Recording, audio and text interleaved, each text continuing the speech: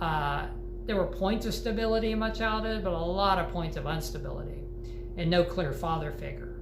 And I think that's another thing that contributes to my gender dysphoria as well. It's no clear father figure.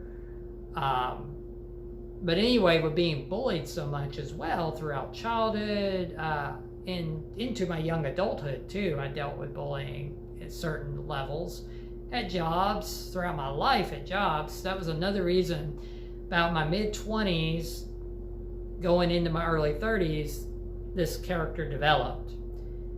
And he also became a gym bro, and at one point became very muscular and became a bodybuilder and did all kinds of stuff. And none of that's bad either, but it just depends on the reasons why you're doing stuff. So I was doing all these things to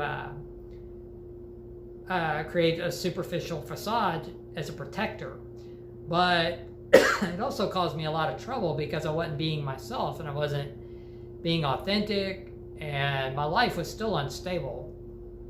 Sometimes it was the same thing. Sometimes it was stable, sometimes it wasn't. I was still having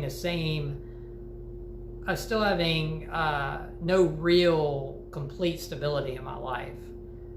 And many times through earlier adult years, I almost passed away from whether it was binge drinking or drinking and driving, or the time I was in the hospital for all the over-the-counter drugs I was doing and not eating, eating disorder, all kinds of stuff.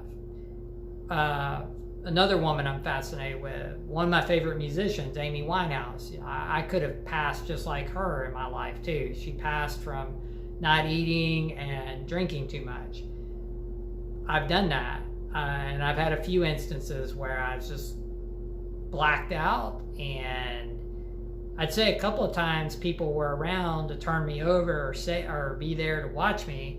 There's been a couple of times probably, at least once I remember a couple of times I was left alone, blacked out, and I guess you can say I was lucky. I woke up.